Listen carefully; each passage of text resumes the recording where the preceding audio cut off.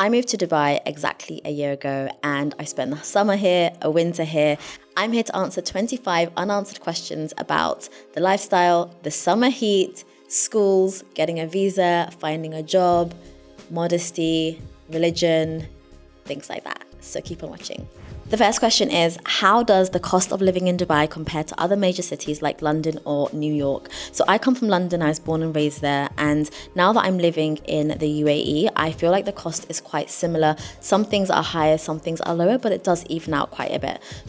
But it also depends on lifestyle. So you can come to Dubai and rent really super cheap. You can live in Sharjah, for example, in a super cheap apartment in maybe a not so great area, but you can live there and you can pay like £4,000 for the whole year or £5,000 for the whole year, which obviously is super cheap. Or you can find somewhere that you're paying £20,000 or £30,000 for the whole year, or even a lot more. So it really does depend, but on par for lifestyle, like similar, it's quite similar in general.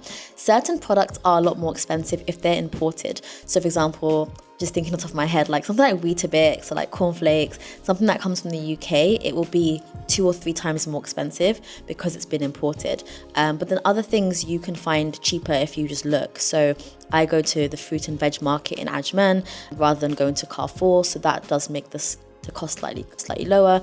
I go to like farmers markets for things like that as well. So for like to like, yes, but then the difference comes in the tax, because you do feel like you're saving money because you of course are not paying tax or as much tax depending on your situation. So in that sense you feel like you're saving, but then you are spending it in other ways like schools and medical, so it balances out. But the lifestyle here makes it so much more worth it that even if you're paying the same, I'd rather live where I can see blue skies and happy people than depressing grey people. What are the best neighbourhoods to live in Dubai for expats? Oh, okay, so again, it really depends on what kind of side you're looking at. My personal opinion would be to try to live as close as possible to your work and your kids' school, if you have kids. So what we did was we looked at what area we wanted to live in terms of like the nursery that our kids were going to go to. Our work is all online, so that doesn't really matter. But the one biggest complaint that I hear from people that live in certain areas in Dubai is that there's lots of traffic, and that's pretty normal for a big city. But if you're having to commute an hour, 2 hours every day, that's not going to be nice in the long run. So look at the schools in the area, look at your work, and try to find somewhere that's as close as possible. Another thing is think about walking like ability. So how much can you walk in your area? How close are certain things, the park, the shops, just what is there, like the amenities in your area. The areas that tend to be quite popular, places like Dubai Marina, there's lots of expats there, Business Bay, it's quite central, JVC, there's loads and loads of areas, Sustainable City, which is really nice, but it's more for families. It really depends. There is no right or wrong answer. What's right for you might not be right for me, so just do your research. Can I drink alcohol in public places in Dubai?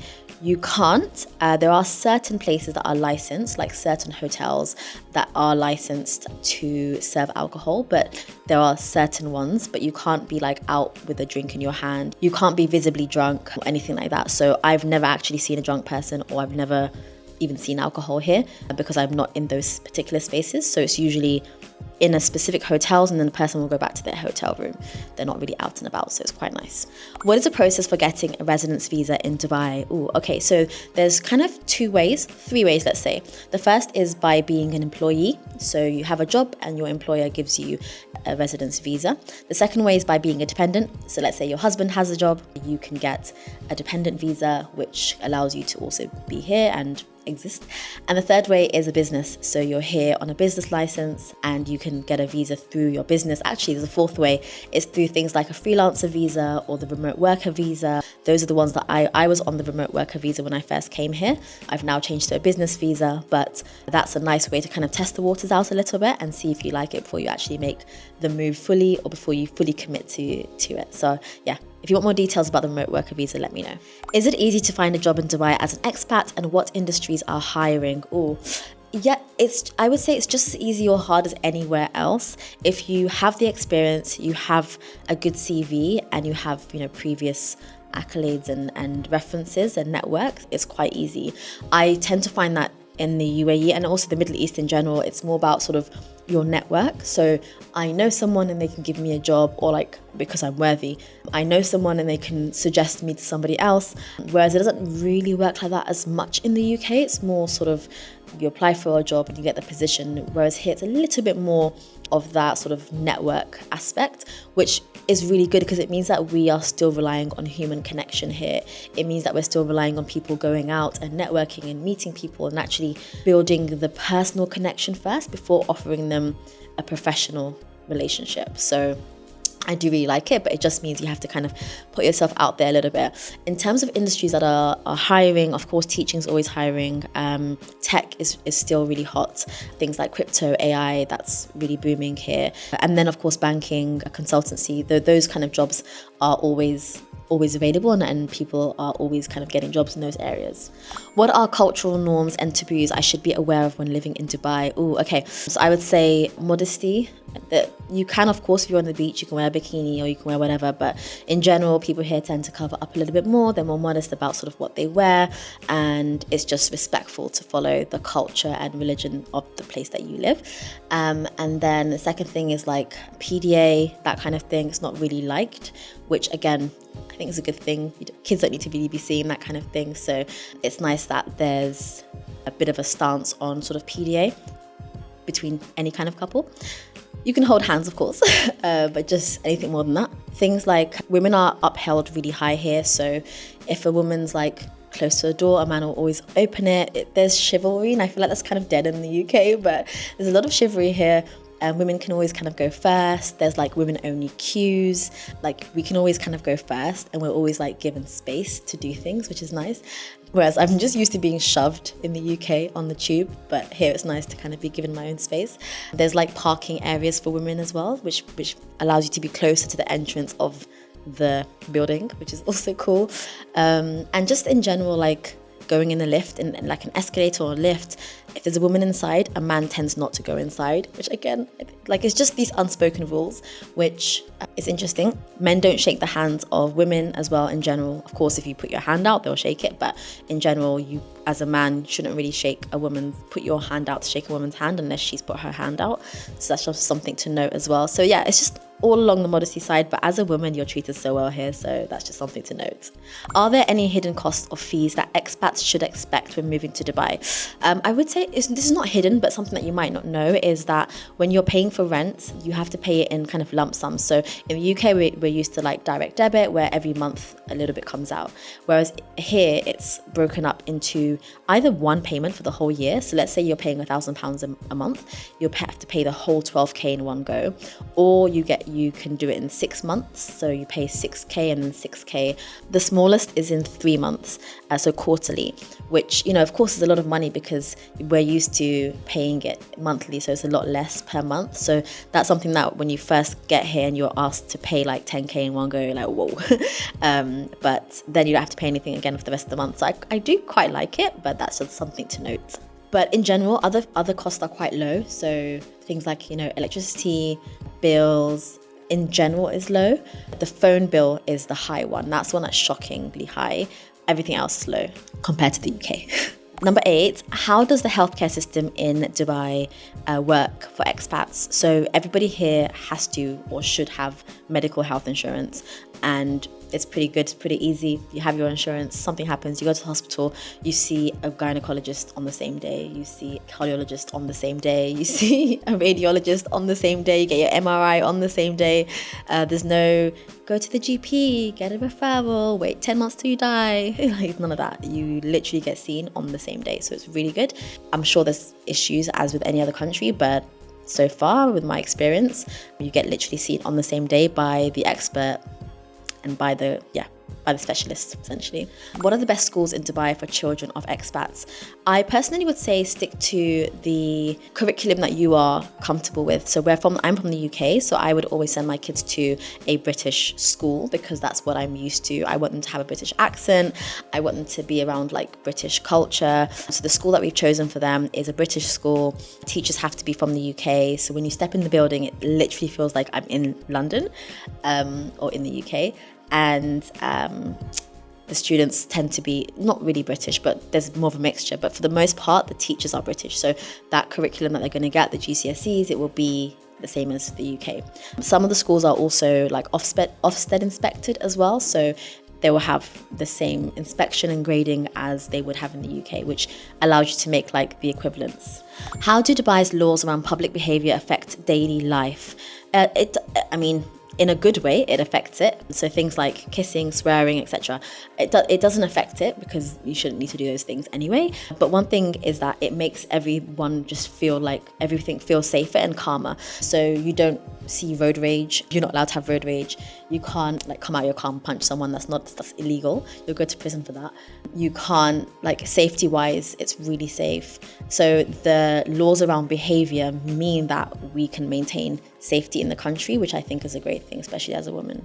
What are the best ways to meet people and build a social network in Dubai? So the best way is going to networking events for your field. There's always like conferences, events, gatherings, get-togethers, etc. There's always like all the time. So making time to actually go to these. There's also loads of like groups of, for women, for example, there's loads of groups of like women in Dubai, Londoners in Dubai, Brits in Dubai. Like there's loads of different entrepreneurs, different groups of networks that different people have started, and you can go to those events and they do really cute things like crocheting or like pottery, or they'll go to the beach, they'll do a picnic. And you can go there and just meet really cool people. But I personally have met the most interesting people randomly, like for example in the gym, or at random events, or I have social media, so I think it's a little bit easier for me because I can just kind of meet people online. But yeah, I think the closest friends that I've made here so far, I've kind of met them randomly or through like kids, through my kids, then going to like soft play and then finding someone there and then just making friends with them. How does the weather in Dubai affect daily life and outdoor activities? So before I moved here, people really scared us and said, summer is horrendous, you can't even leave the house, you're locked in for like 6 months. And they were quite negative about the summer. Having been here for the summer, and by the way, I did not go anywhere. I went to Ethiopia for like 2 weeks, but I was here for the majority of the summer. It does not affect much. Of course, in that time, so let's say July, August, September, like 3 months is when it's like at its peak. You can't just go out and about, of course. Like I'm not going to go for a walk, although my husband went for a walk many times, but like in the evening is fine. But I'm not going to go for a walk, like that's dangerous. The sun's way too hot on your face. But there, it's so well accommodated that you don't necessarily feel it. So like you can go to different events, you can go to the mall, you can go to museums, you can go to libraries. There are so many indoor things that you can go and enjoy that have like indoor-outdoor feels to them that you don't, yes, it is a bit hot, but it's only a little bit hot. And I always compare it to like in the UK from like October, November, December, Jan, Feb, March, say 6 months. It's pretty cold, right? It's pretty cold, it's pretty rainy. And for that time, you're just running from your house to the bus stop or to the station or whatever, to your car, to work or to the whatever location. You're not really outside. Like I used to go to the park in winter in the UK and I didn't see anyone there. Like people don't necessarily go out in the winter, which is a lot longer in the UK than it is the summer is here. So I find that argument interesting. Okay, the next one is it possible to travel cheaply within Dubai and the UAE, and what are the best budget tips? Yes, it is. Dubai is massive, Sharjah is massive. There are so many Emirates, there are 7 Emirates, and you can easily take like a 1-hour drive from Dubai into Sharjah, like more towards like Masafi, Maliha, Kalba, Ghurfa Khan, like those areas, and really enjoy it. It's a lovely trip. You can get a hotel for the day if you want to. You don't need to though, but it's beautiful. You can go into the mountains and you can get 1 dirham karak chai. Like it's literally an hour away. I always not judge people who say that there's nothing to do in Dubai. It's just like the Burj Khalifa and it's this is shopping. I'm like, have you stepped outside of Business Bay? Have you left that little bit? It's like saying the UK is just Oxford Street and Westfield when there's the Lake District, there's the Cotswolds, there's so many things around. But I guess people will love to hate on Dubai. What are the advantages and disadvantages of renting versus buying property in Dubai? The disadvantage is it's the same in the UK. Advantages is that if you're buying, then you're paying less. You're paying a mortgage rather than like someone else's mortgage essentially. Another advantage is that if you have a property over, I believe it's 1 million or 2 million dirham, I can't remember the number. I think they changed it to 2 million dirham now. You can get a gold visa, which allows you to have residence for 10 years. So that's really, really useful. And of course you have your own property, so you can do what you want with it, and you can be, similar to in the UK. If you have your own property, you might feel a bit more restricted as to where you can go. You might not be able to move around and as easily, whereas if you don't, you can kind of live here 1 year, there 1 year, there 1 year. But I'd recommend buying, just for investment anyway. What are the best ways to beat the heat during Dubai's hot summers? So according to my experience, just try to plan days out, take that into account. So maybe leave a bit later, maybe go in the evenings, maybe do things that are a bit more indoor, outdoorsy, but also just lower your expectations. Like we live in the desert, it's going to be hot for a couple of months, it's absolutely fine. And for most of the year, you're living in blue skies, beautiful weather. So you can make it work. It's a couple of months of blue sky, but you just can't sit outside too much. Something else that we would do is we used to go out at sunrise. So we'd go out with the kids at like 5 o'clock in the morning, 4 a.m. No, not 4 a.m., 5 a.m. We'd go to the beach, watch the sunrise. You'd get very hot, and then you just come home like around 7, 8 a.m. So you get some fresh air in the morning, and the kids get to get outside as well, and you are there when no one else is there. So there are ways around it. You just have to be a little bit creative, but there's always a way around it.